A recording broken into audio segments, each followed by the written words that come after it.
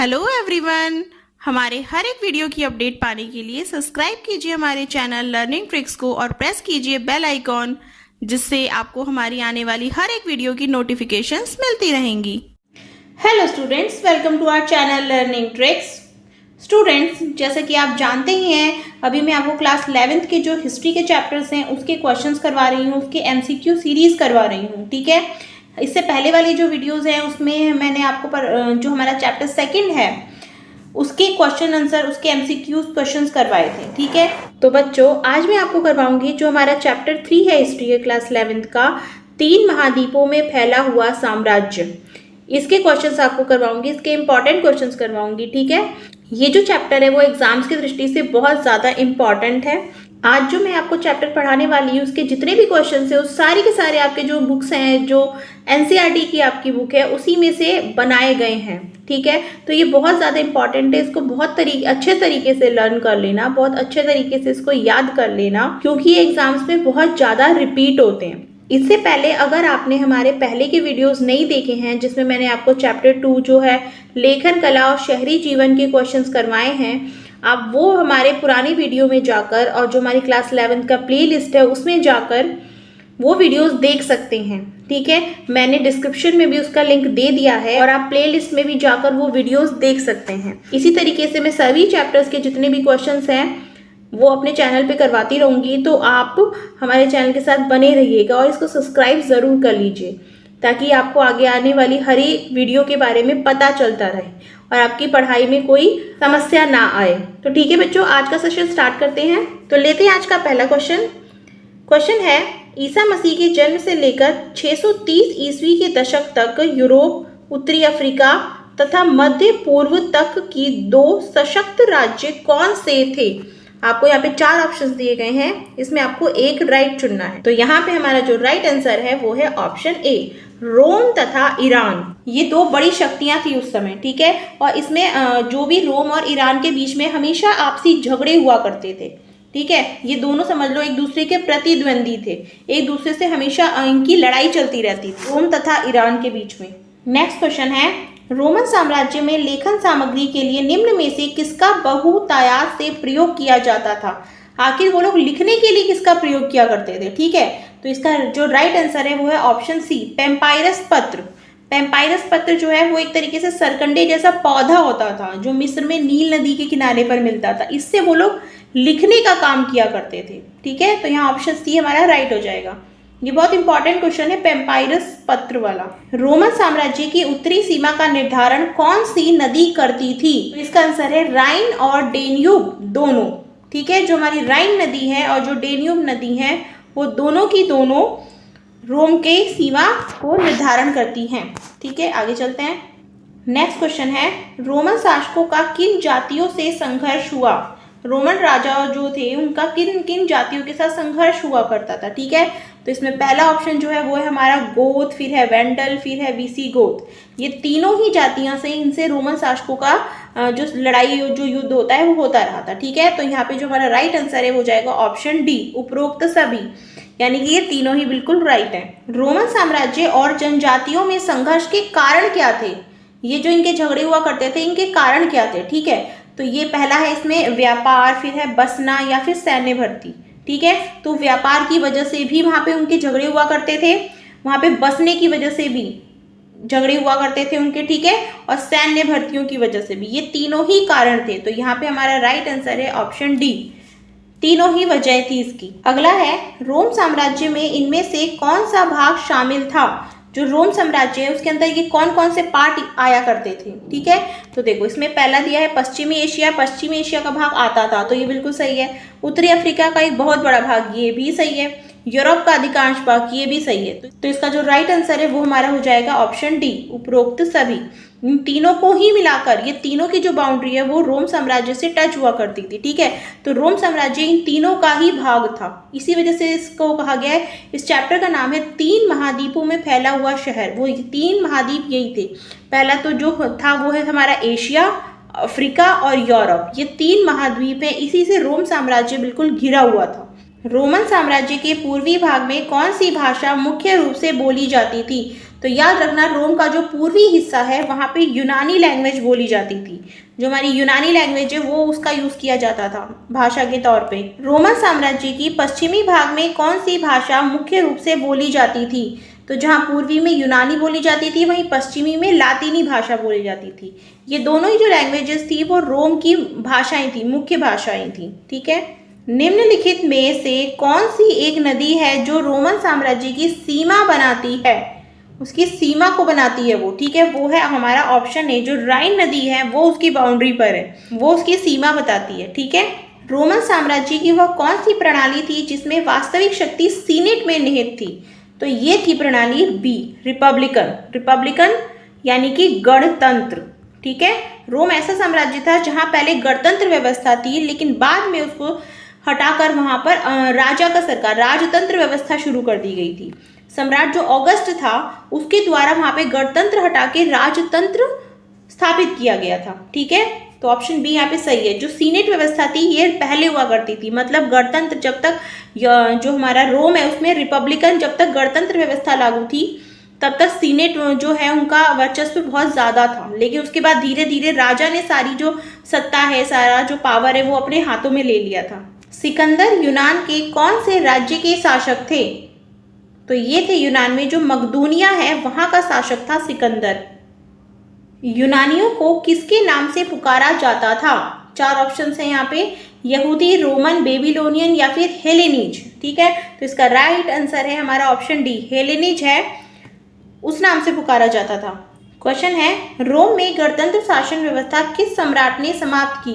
तो अभी मैंने आपको बताया कि जो सम्राट ऑगस्ट है उसने ये समाप्त की थी। ठीक है, पहले रोम में गणतंत्र व्यवस्था थी और उसके बाद वहां पे आई राजतंत्र व्यवस्था। ठीक है, राजा ने सारा शासन अपने हाथों में ले लिया था। ठीक है, और वो राजा कौन था? वो था राजा जो ऑगस्ट है।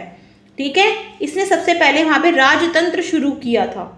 नेक्स्ट क्वेश्चन है, रोम साम्राज्य के 3 राजनीतिक खिलाड़ियों में से एक निम्न में से कौन नहीं था? यहाँ पर ये क्वेश्चन याद रखना कि यहाँ पर पूछा गया है कि कौन नहीं था। ठीक है, तो यहाँ पे देखिए पहला ऑप्शन है सम्राट। सम्राट जो है वो प्रशासनिक अंग का हिस्सा था, सीनेट भी हिस्सा था और सेना भी राजनीतिक जो उसके खिलाड़ी है, राजनीतिक जो संस्था है, रोम की एक राजनीतिक संस्था थी। ठीक है, लेकिन जो शापुर प्रथम है ये नहीं था, ये एक व्यक्ति का नाम है। ठीक है, एक राजा का नाम है, तो ये यहाँ पे गलत हो जाएगा क्योंकि हमें यहाँ पे नहीं देना है कि कौन राजनीतिक खिलाड़ी नहीं था। मतलब ये कि रोम की जो प्रशासनिक व्यवस्था है उसमें कौन सी संस्था नहीं थी। तो देखो सम्राट भी थी, सीनेट भी थी, सेना भी थी, लेकिन शापुर प्रथम नहीं था। ठीक है, तो यहाँ पे जो हमारा राइट आंसर है वो है ऑप्शन डी, शापुर प्रथम। रोमन साम्राज्य के निकटवर्ती पूर्व में कौन सा क्षेत्र शामिल नहीं था? तो ये जो था वो है ईरान। ईरान शामिल नहीं था निकटवर्ती प्रदेशों में। ठीक है, अगला है, रोम के सम्राट ऑगस्टस का शासनकाल किस लिए जाना जाता था? युद्ध के लिए, शांति के लिए, गृह युद्ध के लिए या फिर उपयुक्त में से कोई भी नहीं। तो इसका जो राइट आंसर है वो है शांति के लिए। जो ऑगस्ट का काल है, सम्राट ऑगस्ट का काल है जिसने सबसे पहले राजतंत्र व्यवस्था रोम में शुरू की थी। ठीक है, इसका काल शांति के लिए जाना जाता है। मतलब ये कि इसके समय में माना जाता है कि जो रोम बाहरी युद्धों में, दूसरे देशों के साथ युद्धों में नहीं फंसा, इतना संघर्ष और मतलब शांति का समय था इसके काल में। ठीक है, तो ऑप्शन बी यहाँ पे राइट है। प्रिंसिपेट की स्थापना किसके द्वारा की गई थी? तो इसका राइट आंसर है हमारा ऑप्शन ए, ऑगस्टस। जो सम्राट ऑगस्टस है इसके द्वारा प्रिंसिपेट की स्थापना की थी। नेक्स्ट है, रोमन साम्राज्य में मुख्य रूप से किस प्रकार के परिवार थे? ठीक है, तो वहां पे हमें एकल परिवार देखने को मिलते हैं। एकल परिवार मतलब छोटी छोटी फैमिलीज जिसमें कि माता पिता और उनका जो बच्चे वगैरह है वही रहा करते थे। बहुत बड़ी फैमिलीज वगैरह नहीं हुआ करती थी। ठीक है, तो छोटी छोटी फैमिलीज वहाँ देखने को मिलती है, एकल परिवार। इनमें से किस सम्राट ने अपने साम्राज्य के आकार को छोटा कर लिया था? तो ये किया था ऑप्शन डी, डायक्लिशियन ने। ठीक है, तो ऑप्शन डी यहाँ पे राइट है। दास प्रजनन का उद्देश्य क्या था?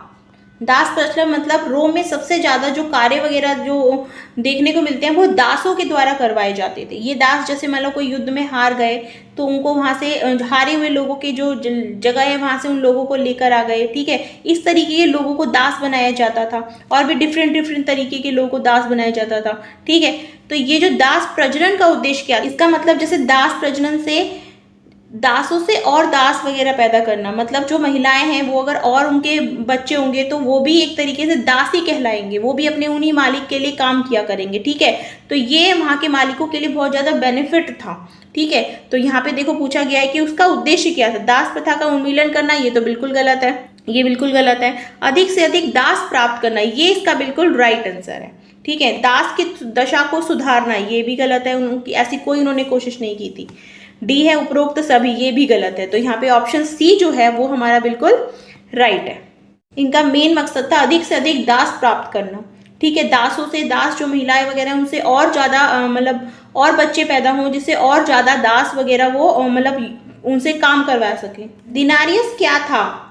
दिनारियस जो था वो था एक चांदी का सिक्का था, एक टाइप का चांदी का सिक्का। तो ऑप्शन डी यहाँ पे राइट है। दिनारियस नामक सिक्के में शुद्ध चांदी लगभग कितनी हुआ करती थी? ये जो अभी हमने पढ़ा कि दिनारियस एक चांदी का सिक्का हुआ करता था, इसमें करीब 4.5 ग्राम जो है वो शुद्ध चांदी हुआ करती थी। तो यहाँ ऑप्शन बी राइट है। रोमन साम्राज्य में सबसे बढ़िया किस्म की अंगूरी शराब कहाँ से आती थी? तो सबसे जो बढ़िया है अंगूरी शराब रोमन साम्राज्य में वो कैंपेनिया से आती थी। ठीक है, तो ऑप्शन सी यहाँ पे राइट है। यहाँ का जो अंगूरी शराब है बहुत गुड क्वालिटी का हुआ करता था, बहुत अच्छा हुआ करता था। 7वीं शताब्दी में इनमें से कौन सा धर्म काफी तेजी से लोकप्रिय हुआ था? तो ये धर्म था इस्लाम धर्म। ऑप्शन ए यहाँ पे राइट है। इस्लाम धर्म की उत्पत्ति इसी शताब्दी से मानी जाती है। एम्फोरा किसका एक प्रकार था? क्या ये एक टाइप का बोतल था, कंटेनर था, गिलास था या फिर शीशा था? ठीक है, तो जो एम्फोरा है वो एक प्रकार का कंटेनर था। चीनी लोगों का वा चीन से क्या अभिप्राय था? तो इसका आंसर है ऑप्शन बी वृहत चीन, जो बाहरी चीन है उसको कहा जाता था। रोमन साम्राज्य में पारिवारिक जीवन पर वर्चस्व किसका हुआ करता था? ठीक है, जो परिवार में का जो मुखिया है वो कौन हुआ करता था रोमन साम्राज्य में? किसका वर्चस्व परिवार में सबसे ज्यादा हुआ करता था? ठीक है, तो इसका आंसर है हमारा ऑप्शन ए, जो पुरुष प्रधान फैमिली है वो हमें वहां पे देखने को मिलती है। रोमन साम्राज्य के बारे में जानकारी के मुख्य स्रोत क्या हैं? पाठ्य सामग्री, भौतिक अवशेष या फिर दस्तावेज। ये जो तीनों ही हैं इनसे हमें रोमन साम्राज्य के बारे में पता चलता है। ठीक है, जो भी हमें इतिहासकारों को वहाँ पे जो पाठ्य सामग्री, जो भी पैम्पायरस पत्र के द्वारा जो भी वहाँ पे लिखित रूप से हमें मिला है उससे हमें वहाँ के साम्राज्य के बारे में बहुत कुछ पता चलता है। इसके अलावा भौतिक अवशेष, जो वहाँ के अवशेष हैं भौतिक, उनसे पता चलता है। जो दस्तावेज है जो हमें वहाँ पे डॉक्यूमेंट्स मिले हैं उससे पता चलता है।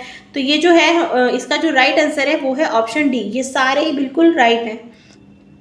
रोमन साम्राज्य की सेना किस प्रकार की थी? क्या वो व्यावसायिक थी, क्या व्यापारिक थी, सशस्त्र सेना थी या फिर ताकतवर सेना थी? तो इसका राइट आंसर है व्यावसायिक सेना थी।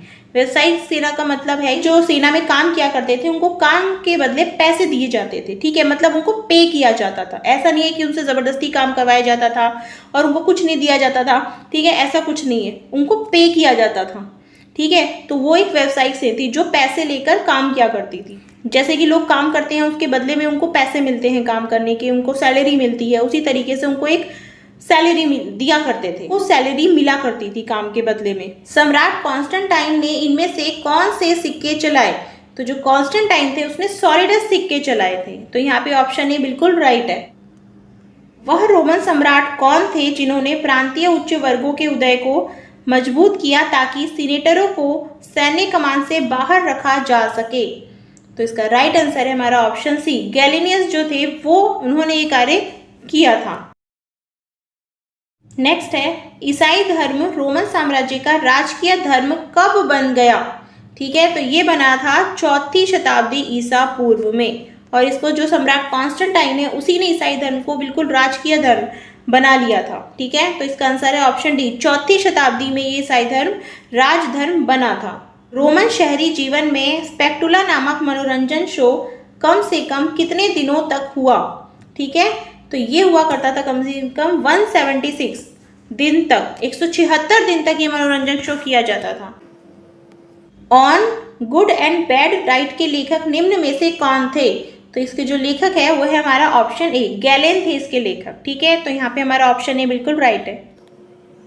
अगला है पैम्पायरस मिस्र में किस नदी के किनारे पर उगता था? तो हमने स्टार्टिंग में मैंने आपको बताया पैम्पायरस एक सरकंडे जैसा पौधा था जो मिस्र में नील नदी के किनारे पर उगता था। इससे वहां पे लिखने का कार्य किया जाता था, लेखन सामग्री तैयार की जाती थी। इसी पे बहुत रोम का जो इतिहास है वो इसी के ऊपर लिखा हुआ काफी पाया जाता है हमें।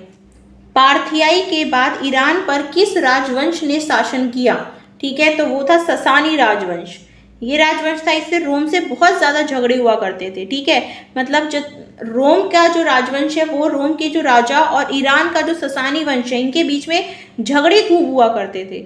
यहाँ तक कि ये भी माना जाता है कि जब रोम का विघटन होने लग गया था तब जो ससानी राजवंश है इसने बहुत ज्यादा अटैक किया था रोम के ऊपर, जिससे रोम जो बहुत ज्यादा तहस नहस हो गया था। सेनेट में किस प्रकार के लोगों का प्रतिनिधित्व था? तो यहाँ पे जो थे वो थे कौन से लोग? ऑप्शन बी, कुलीन और अभिजात वर्ग। जो धनवान और पैसे वाले लोग हैं इनकी सदस्यता सीनेट में सबसे ज्यादा थी।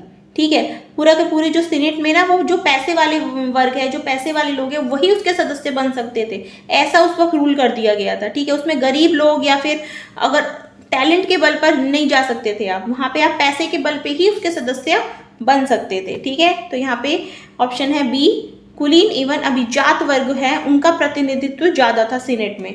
नेक्स्ट है, फारस के साम्राज्य में किस प्रकार की सेना को भर्ती किया जाता था? तो फारस के साम्राज्य में बलात भर्ती थी। बलात का मतलब होता है एक तरीके से सैनिकों को जबरदस्ती भरा जाता था सेना में। ठीक है, उनको मतलब उनकी इच्छा नहीं पूछी जाती थी। ठीक है, तो यही बताया गया है कि यहाँ पे फारस में बलात भर्ती हुआ करती थी। और हमने इससे पहले पढ़ा था कि रोम की जो सेना थी वो थी व्यावसायिक सेना। ठीक है, ये याद रखना कि जो बलात भर्ती है वो होती थी फारस में। फारस के जो सैनिक हैं वहां पे उनको फोर्सफुली सेना में भर्ती किया जाता था। ठीक है, लेकिन व्यावसायिक जो सेना थी ये थी रोम में। ठीक है, रोम के जो सैनिक हैं उनको भर्ती करके उनको पैसे दिए जाते थे काम के बदले, वो काम के बदले उनको नगद दिया जाता था, लेकिन फारस में ऐसा नहीं था। ठीक है, तो ये दो चीजें याद रखना, बलात भर्ती होती थी फारस में, ईरान वगैरह में। ठीक है, और व्यावसायिक सेना जो थी वो थी रोम में। रोम में सैनिक किसके लिए लगातार आंदोलन करते रहते थे? तो इसका राइट आंसर है ऑप्शन ए, बेहतर वेतन तथा सेवा शर्तों के लिए। ठीक है, ऑप्शन ए यहाँ पे राइट हो जाएगा। ठीक है, जो सेना के लोग हैं वो अपने वेतन के लिए और अच्छे मतलब सुविधाएं पाने के लिए विद्रोह या आंदोलन करते रहते थे। नेक्स्ट है, ऑगस्टस के गोद लिए हुए पुत्र का नाम क्या था? जो सम्राट ऑगस्टस था उसका जो पुत्र था, जो अडॉप्टेड उसका जो बेटा था वो कौन था? ठीक है, तो उसका नाम था टिबेरियस। ठीक है, ऑगस्टस का जो गोद लिया वो पुत्र था वो था टिबेरियस। जिस तरीके से टिबेरियस को ऑगस्टस ने गोद लिया था उसी तरीके से ऑगस्टस को भी जूलियस सीजर ने गोद लिया था। ठीक है, मतलब जूलियस सीजर ने ऑगस्ट को गोद लिया था और बाद में ऑगस्ट ने टिबेरियस को गोद लिया था। ठीक है, तो ये याद रखना कि जूलियस सीजर का बेटा था ऑगस्ट और ऑगस्ट का गोद लिया हुआ बेटा था टिबेरियस। स्पेन के किस हिस्से में नए सम्राट वर्गों का उदय हो रहा था?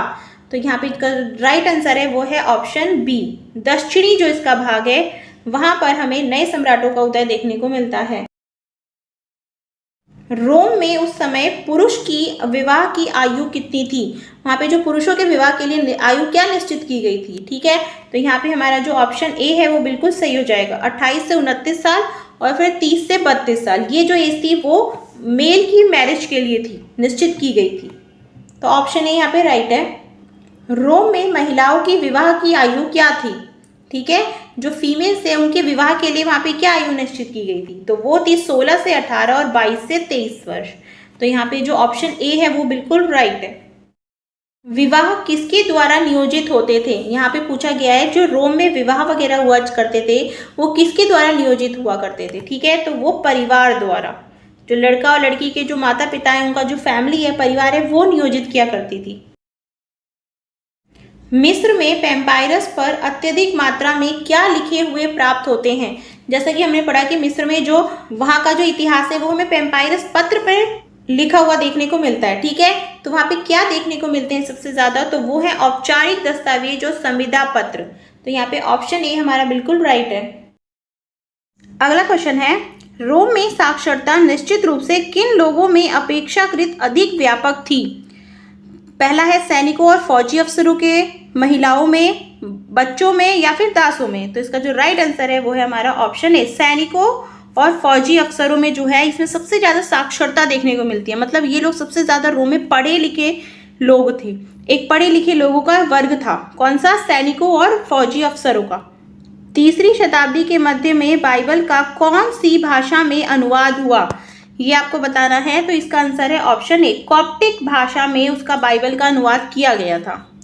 शराब, जैतून का तेल तथा अन्य तरल पदार्थों की ढुलाई जिन कंटेनरों में होती थी उन्हें क्या कहा जाता था, तो उन कंटेनरों को कहा जाता था एम्फोरा। ऑप्शन डी यहाँ पे राइट है। एम्फोरा कुछ ऐसे कंटेनर हुआ करते थे जिसके अंदर व्यापार के लिए जो भी जैतून का तेल है और शराब है, जो लिक्विड चीज़ें हैं, जो तरल पदार्थ है, इनको लाने ले जाने के लिए इन कंटेनरों का यूज़ किया जाता था। एम्फोरा है, इसके अंदर शराब और जैतून के तेल जैसी लिक्विड चीज़ें भरकर फिर इधर से उधर लेके जाई जाती थी व्यापार के लिए। नेक्स्ट क्वेश्चन है, रोम में कौन सा स्थल है जहां पर 5 करोड़ से अधिक मटकों के अवशेष पाए गए हैं, तो इसका राइट आंसर है हमारा ऑप्शन बी, मॉन्टी टेस्टेकियो जो जगह है, यहाँ पर हमें 5 करोड़ से भी ज्यादा मटकों के टूटे फूटे अवशेष प्राप्त हुए हैं। ठीक है, जिससे इतिहासकारों ने अंदाजा लगाया कि इन मटकों का यूज किस लिए किया जाता होगा। और आज का हमारा लास्ट क्वेश्चन है, स्पेन में उत्पादित जैतून के तेल मुख्य रूप से किस प्रकार के कंटेनरों में ले जाया जाता था, तो इसका आंसर है हमारा ऑप्शन सी, ड्रेसल 20। ड्रेसल 20 वो कंटेनर हुआ करते थे जो सिर्फ और सिर्फ जैतून के तेल के लिए यूज किया जाते थे। इसमें जैतून का तेल जो ड्रेसल 20 में इकट्ठा करके और फिर इसको लाया ले जाया जाता था व्यापार के लिए। ठीक है, तो इसमें ये बहुत ज्यादा यूजफुल थे। तो ठीक है बच्चों, आज के लिए इतने ही क्वेश्चंस। आज मैंने आपको 3rd चैप्टर के 50 क्वेश्चंस करवा दिए हैं। ये बहुत इंपॉर्टेंट MCQs है, अगर आप इनको कर लोगे तो पूरा चैप्टर बहुत अच्छे तरीके से समझ लोगे। बाकी इसके आगे के जो क्वेश्चन हैं उनको मैं आपको नेक्स्ट पार्ट में करवाऊंगी। इसका जो पार्ट 2 है उस पार्ट में मैं आपको इसके और भी क्वेश्चंस करवाऊंगी, इसी चैप्टर्स के और भी जो इंपॉर्टेंट क्वेश्चंस बनते हैं। तो आप हमारे साथ बने रहिएगा। और अगर आपको ये वीडियो अच्छा लगा तो इसको लाइक कर देना, चैनल को सब्सक्राइब जरूर कर देना, ताकि आपको ऐसी और वीडियोस मिलती रहे, ऐसे और क्वेश्चंस मिलते रहे और आपकी पढ़ाई में कोई समस्या ना आए। ठीक है, बाकी इससे पहले के जितने भी वीडियोस हैं, मैंने आपको जो भी 2nd चैप्टर के वीडियोस बनाए हैं वो सब मैंने आपको डिस्क्रिप्शन बॉक्स में और प्लेलिस्ट में दे दिया है, तो आप वहां पर जाकर देख सकते हैं। तो ठीक है बच्चों, आज के लिए इतना ही, और मैं अब आपको मिलूंगी अपने नेक्स्ट पार्ट में नेक्स्ट वीडियो के साथ। तब तक के लिए बच्चों पढ़ते रहो और अपना ध्यान रखना।